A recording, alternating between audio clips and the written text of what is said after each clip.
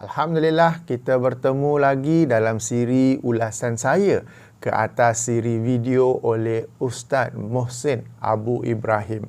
Kali ini saya akan mengulas video kajian kedua yang berjudul Ternyata Bid'ah Hasanah Itu Ada. Tuan-tuan dan puan-puan yang dirahmati Allah, Assalamualaikum warahmatullahi wabarakatuh. Bagi tuan-tuan dan puan-puan yang belum menonton video asal Ustaz Mohsin, sila tonton terlebih dahulu. Saya ada memberi pautannya di bahagian description. Sila exit daripada video ini, tekan pada tajuk, akan keluar description dan di situ ada video tersebut. Tonton itu terlebih dahulu, barulah tonton video saya ini supaya sama-sama kita dapat lakukan kajian, perbandingan dan analisa secara adil. Tuan-tuan dan puan-puan yang dirahmati Allah, apabila kita menonton video-video Ustaz Mohsin, baik kajian kedua ni ataupun yang seterusnya, first impression, pandangan awal, kelihatan ia ilmiah, kelihatan ia memiliki nilai yang baik, penuh dengan nukilan-nukilan daripada para ulama. Lalu apa lagi yang nak diulas? Apa lagi pula yang nak diperkatakan? Nanti dulu. Sebab memang secara zahirnya, secara first impressionnya bagus, akan tetapi walau bagaimanapun, namun begitu, jika kita menelitinya, jika kita menyemaknya, akan ada beberapa perkara yang perlu diperhatikan, yang perlu saya bawa kepada perhatian para penonton semua. Baik, jadi video ini hanyalah mukadimah kepada kajian kedua oleh Ustaz Mohsin, ya. Baik, perkara pertama yang kita dapat perhatikan ialah, ataupun yang saya perhatikan ialah, Ustaz Mohsin menyatakan dirinya seorang salafi. Dalam biodata beliau menyatakan dirinya seorang salafi. Dalam video itu pun tersebut, saya quote berkata, kita orang-orang salafi biasanya selalu sekian-sekian, ya. Jadi kita orang-orang salafi berarti Ustaz Mohsin mendakwa dirinya seorang salafi. Tuan-tuan dan puan-puan, salafi ini bukanlah satu dakwaan di mana every Tom, Dick and Harry boleh berkata saya seorang salafi. Ia bukan sekadar dakwaan di mulut. Ia bukan sekadar gelaran yang diletak pada hujung nama. Akan tetapi, ia adalah satu manhaj, satu metodologi dalam beragama. Sehingga jika kita membaca tulisan seseorang itu, kita akan mengenal, kita akan mengetahui dia seorang salafi, meskipun dia tidak pernah mendakwa dirinya seorang salafi. Demikian juga kalau kita menonton video seseorang itu, dan jika dia memiliki metodologi, penyampaian, kajian yang mengikut manhaj salafi, kita akan mengenali bahawa dia seorang salafi, meskipun dalam video tersebut dia tidak mendakwa dirinya seorang salafi. Berbeza pula jika seseorang itu mendakwa dirinya salafi, tetapi kita lihat metod kajiannya tidak berdasarkan manhaj salafi, maka dia bukan salafi. Jadi, apa salafi ni? Baik, salafi ini adalah orang-orang yang mahu mengikuti 3 generasi terawal umat Islam. 3 generasi yang disebut oleh Nabi SAW sebagai sebaik-baik di kalangan umatku. Okay, yang ini dari kalangan para sahabat, daripada kalangan Rasulullah, para sahabat, tabi'in dan para imam. 3 generasi yang awal. Ringkasnya, 300 tahun awal dalam sejarah umat Islam ini. 300 tahun yang kemudian disebut sebagai khalaf.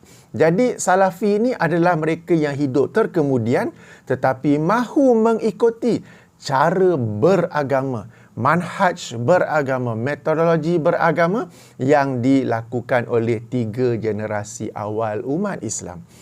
Okay, jadi ini salafi. Salafi bukan sekadar dakwaan lisan semata-mata, tetapi ialah satu manhaj dan metodologi yang perlu ada pada diri seseorang yang mendakwa dia seorang salafi.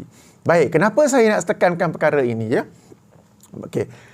Antara metodologi seorang salafi, dalam konteks video kajian kedua ini, antara metodologi seorang salafi ialah apabila dia melakukan kajian dalam sesuatu topik, dalam sesuatu isu, dia akan memberi prioriti kepada pandangan generasi salaf. Dia akan memberi prioriti, dia akan memberi keutamaan. Ini bukan bererti kitab-kitab rujukan-rujukan para ulama khalaf dibuang, ditolak, di-reject begitu saja, bukan. Saya ulangi, diberi priority, diberi keutamaan. Okey, seandainya dalam perkara itu tidak ada nukilan daripada generasi salaf, maka barulah dirujuk kepada pandangan-pandangan ulama generasi kemudian, 300 tahun kemudian. Seandainya berlaku konflik antara pandangan salaf dan pandangan khalaf, salafi akan mengutamakan dan memilih pandangan salaf. Di sini penting. Okey. Kadang-kadang rujukan khalaf juga menjadi kegemaran, selalu dirujuk oleh salafi apabila rujukan tersebut sering kali menukil pandangan generasi salaf. Sebagai contoh, saya bagi contoh, Syekhul Islam Ibn Taymiyah. Orang-orang salafi gemar merujuk pada Ibn Taymiyah. Apa yang suka sangat Ibn Taymiyah tu? Tak nak rujuk ulama lain ke? Apa asyik-asyik Ibn Taymiyah je kan? Pernah terfikir tak? Okay. Ibn Taymiyah ni wafat tahun 728 Hijrah. Beliau bukan seorang salaf.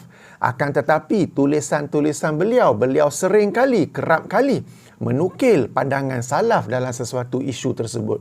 Maka kerana itulah salafi suka rujuk kepada Ibn Taymiyah. Bukan sebab Ibn Taymiyah itu seorang salaf, tapi Ibn Taymiyah itu seorang salafi yang dalam kitab-kitabnya, dalam tulisan-tulisannya banyak nukilan pandangan pandangan daripada generasi salaf. Demikian juga satu contoh lain, kitab tafsir Al-Quranul Azim oleh Imam Ibn Katsir. Salafi suka rujuk. Yang tak kata dirinya salafi pun suka rujuk. Kenapa ya? Sebab Ibn Katsir, beliau meninggal dunia tahun 774 Hijrah.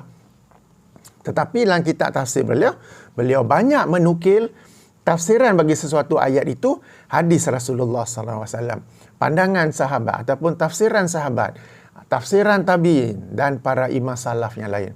Sebab itu, ramai yang suka merujuk kepada tafsir Ibn Katsir, termasuklah yang golongan salafi, kerana Ibn Katsir seorang salafi, dalam kitab beliau banyak dinukil pandangan-pandangan daripada generasi salaf. Kitab tafsir oleh Imam Ibn Jarir At-Tabari pun menukil pandangan salaf, tapi kitab tafsir itu terlalu besar dan terlalu berat untuk orang awam. Jadi kitab tafsir oleh Imam Ibn Katsir ni just nice. Okey. Jadi saya nak ulangi di sini, salafi bukannya tolak, bukannya reject, bukannya membuang rujukan khalaf, akan tetapi mereka memberi keutamaan, memberi prioriti kepada rujukan ataupun pandangan generasi salaf dalam sesuatu isu. Yang ini saya penting supaya tidak pula timbul tuduhan, tidak pula timbul salah faham. Kononnya salafi ini membuang Fathul Bari, kononnya salafi ini membuang Syarah Sahih Muslim oleh Imam Nawawi. Bukan begitu. Okay? Kami memberi prioriti. Rujuk juga tu, tapi memberi prioriti. Sehingga jika berlaku pertentangan antara pandangan salaf dan khalaf, yang diberi keutamaan, yang diberi pilihan ialah pandangan salaf. Demikian juga, kerap kali beberapa kitab dari ulama yang 300 tahun kemudian gemar dirujuk oleh orang salafi. Kenapa? Sebab dalam kitab tersebut banyak dinukil pandangan-pandangan daripada generasi salaf. Baik, ini tentang manhaj salafi. Kenapa saya nak tekankannya? Baik, macam saya kata tadi, jika kita menyemak, kita meneliti video kajian kedua Ustaz Mohsin, bahkan juga video-video yang lain, kita akan temui satu perkara. Beliau mendakwa dirinya seorang salafi, tetapi kebanyakan nukilan ulama yang beliau kemukakan dalam sesuatu isu adalah daripada kalangan khalaf, bukannya daripada kalangan salaf. Salafi macam mana ni? Tanya saja. Okey? Baik. Sebagai contoh, mari kita rujuk kajian kedua. Mari kita rujuk dalam kajian kedua. Beliau menukil pandangan 11 orang ulama tentang bid'ah hasanah dan dolalah. Pembahagian bid'ah hasanah ni ada ataupun tidak. Okey? 11 ulama. Mari kita kaji ya. Pertama, beliau mengukuhkan pandangan Imam Asy-Syatibi. Tapi Imam Asy-Syatibi wafat 790 Hijrah. Kedua, pandangan Imam Nawawi. yang wafat tahun 676 Hijrah. Kemudian pandangan Imam Al-Iz Ibn Salam yang meninggal tahun 660 Hijrah. Dah 3 ulama' dah ni. Tapi tiga-tiganya bukan dari kalangan generasi salaf. Macam mana ni? Sebab kalau kita tonton video kajian kedua itu, dalam minit yang kedua, Ustaz menyebut sehingga seakan-akan kita tidak tahu atau kurang memahami berbagai penjelasan para ulama salaf. Jadi ini minit kedua, lalu kita pun sangka beliau akan kemukakan penjelasan para ulama salaf. Tetapi yang dia bacanya itu adalah para ulama yang terkemudian daripada tahun 300 Hijrah. Demikian juga dalam minit 12.50, beliau setelah mengumpulkan pandangan-pandangan tersebut, beliau berkata, para jemaah, begitulah para ulama salaf. Tapi yang beliau bacakan tu bukan para ulama salaf. Ianya adalah 300 tahun kemudian. Okey, baik, kita sambung. Okay. Imam Syatibi, Imam Nawawi, Imam Ibn Is Abdul Salam. Nombor 4, Imam Ibn Battal. Wafat 449 Hijrah. Kelima, Imam Syafi'i yang wafat 204 Hijrah. Jadi Imam Syafi'i daripada kalangan generasi salaf. Tapi tuan-tuan dan puan-puan, ulama yang kelima baru dikemukakan daripada generasi salaf. Padahal seorang salafi akan memberi prioriti kepada pandangan daripada generasi salaf. Jadi Imam Syafi'i itu yang pertama sepatutnya. Bukan nombor 5. Baik, seterusnya. Imam Ibn Daqiq Al-Id meninggal dunia 702 Hijrah. Nombor 7, Al-Hafiz Al-Munziri meninggal dunia 656 Hijrah. Seterusnya Ibnu Athir. Ibnu Athir ni ada 2 tokoh dengan nama ini. Yang dimasukkan di sini ialah Muhammad Ibnu Athir yang meninggal dunia 606 Hijrah. Ke-9, Imam Ibn Hajar Al-Asqalani yang meninggal 852 Hijrah. Ke-10, mana generasi salafnya ni? Baru seorang ya. Imam Ibn Rajab yang meninggal dunia 795 Hijrah. Yang ke-11, ke-11 baru dari kalangan salaf, yang ini Abdullah Ibn Umar yang meninggal dunia 73 Hijrah. Tuan-tuan dan puan-puan, saya ni tertanya-tanya, terfikir-fikir, tergaru-garu. Ustaz Mohsin ni faham ke siapa yang dimaksudkan dengan salaf? Sebab beliau sebut, beliau nak kemukakan penjelasan para ulama salaf. Bila dah kemukakan semua pun, beliau kata, para jemaah, begitulah para ulama salaf. Tapi yang dinukilkan dalam video kajian kedua, ada 11 orang ulama, hanya 2 dari kalangan generasi salaf, yakni Abdullah Ibn Umar dan Imam Asy-Syafi'i. Yang lain-lain tu para ulama kita hormati. Okay, saya pun ada kitab-kitab rujukannya, tetapi mereka 300 tahun kemudian, bukan dari kalangan salaf. Jadi ini antara perkara yang menyebabkan saya tertanya-tanya. Betul ke Ustaz Mohsin ni seorang salafi? Okay. Atas perkara inilah juga saya meragui bahawa beliau seorang salafi. Sekadar meragui. Okay. Sekadar meragui. Ya. Ini poin pertama. Poin kedua, jika kita tonton video kajian kedua dan video-video lain, akan didapati Ustaz Mohsin mengemukakan penjelasan para ulama terlebih dahulu dalam sesuatu topik. Kemudian dalam video yang akan datang, video seterusnya, baru dikemukakan dalil ayat Quran dan hadis dalam persoalan itu. Padahal, dalam manhaj salafi, bahkan yang lain-lain pun, yang pertama dikemukakan ialah ayat Quran ataupun hadis. Kemudian, baru dikemukakan penjelasan para ulama terhadap hadis tersebut. Tapi Ustaz Mohsin dia terbalik. Kenapa ya? Okay, saya di sini, saya bimbang. Ada kemungkinan ia adalah satu strategi psikologi oleh Ustaz Mohsin. Strategi apakah itu? Yang itu mula-mula beliau program dahulu pemikiran para pendengar, para penonton videonya. Bila mereka pun telah, ulama kata macam tu. Kemudian baru dikemukakan ayat Quran, kemudian baru dikemukakan hadis, para penonton pun akan terus condong kepada penafsiran yang telah dikemukakan sebelum itu oleh para ulama, yang ulama itu pula ulama khalaf, bukannya salaf. Ulama khalaf, bukannya salaf. Ulama khalaf, bukannya salaf. Dan ini sekali lagi satu permainan psikologi yang sangat bahaya, ya tuan-tuan dan puan-puan. Perhatikan baik video ini atau video-video lain yang akan datang. Video tentang lafaz niat, video tentang majlis tahlil, majlis maulid Nabi dan sebagainya. Perkataan ulama terdahulu, kemudian baru nas yang menjadi dalil daripada Al-Quran dan Sunnah. Padahal manhaj ataupun metodologi salafi, bahkan yang lain-lain juga, ialah mengemukakan ayat Quran ataupun hadis yang dijadikan dalil, kemudian diikuti oleh penjelasan para ulama tentang hadis tersebut, tentang ayat Quran tersebut. Jadi ini satu lagi perkara yang menyebabkan saya meragui kesalafian Ustaz Mohsin, ya, sekadar meraguinya. Baik, apa lagi ya? Okey. Ustaz Mohsin dalam video kajian kedua, beliau ingin membawa satu mesej penting bahawa ternyata ada bid'ah hasanah. Dan beliau ingin membawa mesej bahawa bid'ah ini para ulama memang membahagikannya kepada hasanah dan dalalah, kepada mahmudah dan mazmumah, terpuji dan tercela. Bahkan ada juga ulama yang membahagikannya kepada 5: wajib, mandub yang disunat, mubah, makruh, haram.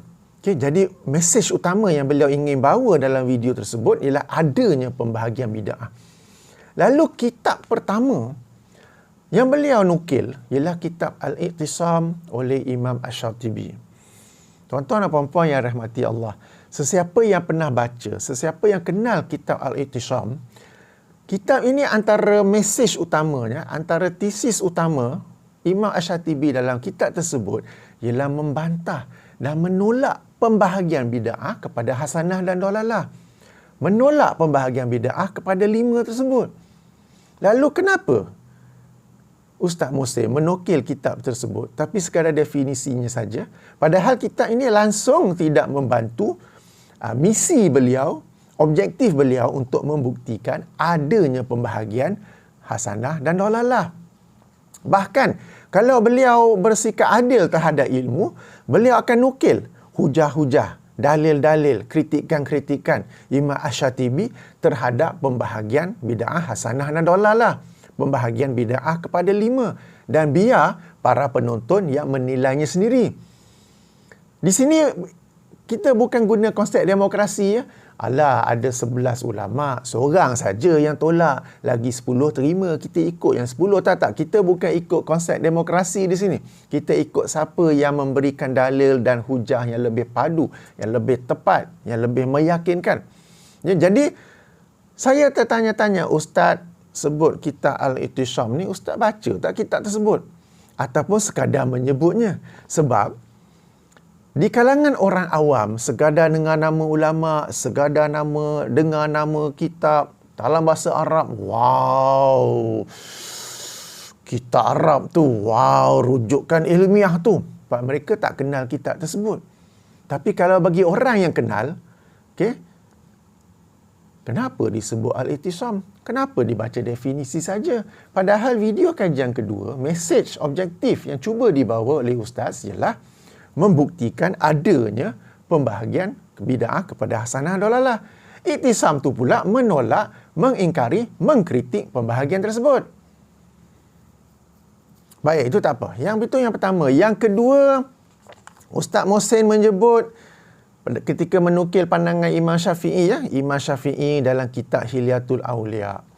Imam Syafi'i tidak karang kitab Hilyatul Auliya. Hilyatul Auliya dikarang oleh Imam Abu Nuaim yang wafat tahun 430 Hijrah. Dan beliau mengumpulkannya secara bersanad kata-kata Imam Syafi'i itu. Jadi sebutan yang betul ialah Imam Abu Nuaim dalam kitabnya Hilyatul Auliya, okay, mengeluarkan pandangan ataupun kata-kata Imam Syafi'i bahawa sekian.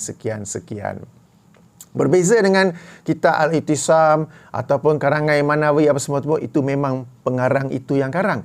Imam Abu Nuaim dia membawa dengan sanad. Jadi ada perbezaan di situ.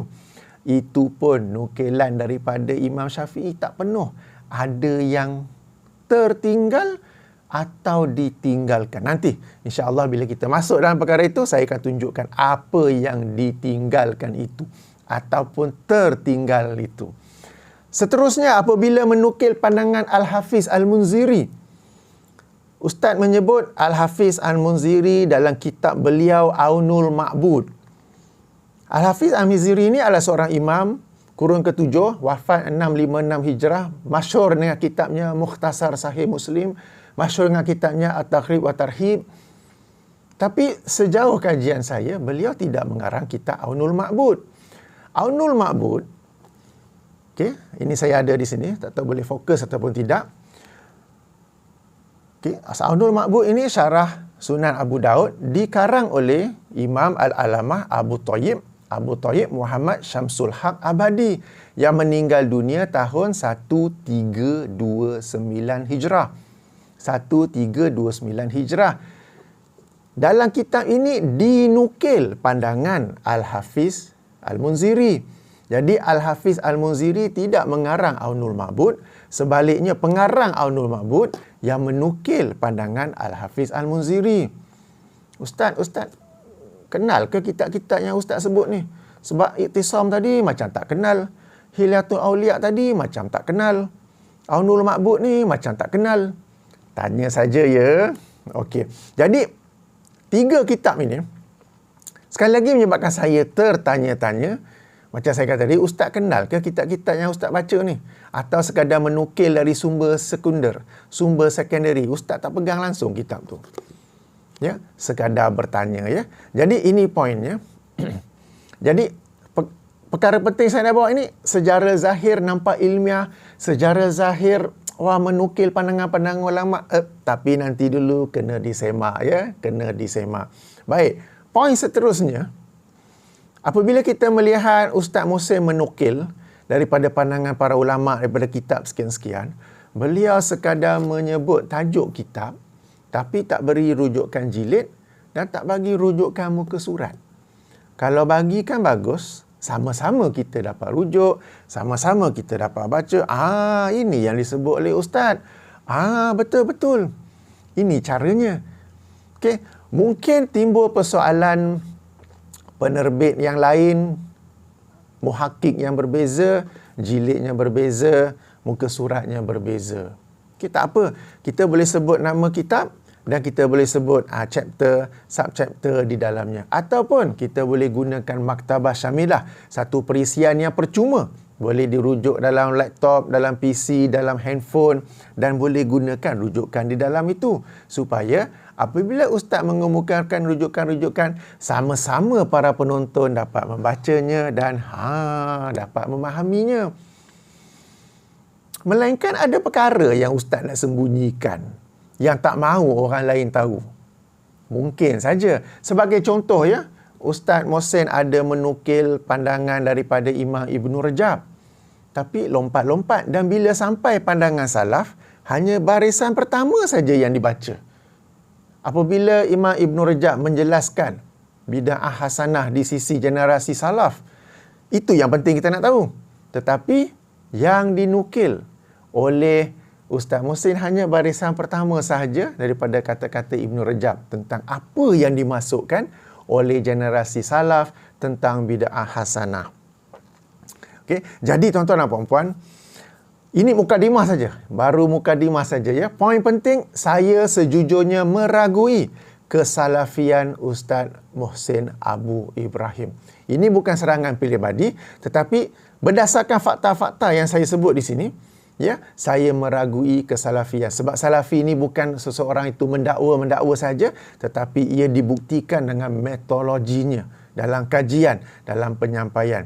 Itu yang pertama. Yang keduanya ya, apabila disebut nama-nama kitab apa semua tu, tuan-tuan puan-puan yang mampu mengkaji, sila buka kitab tersebut. Sila baca sendiri.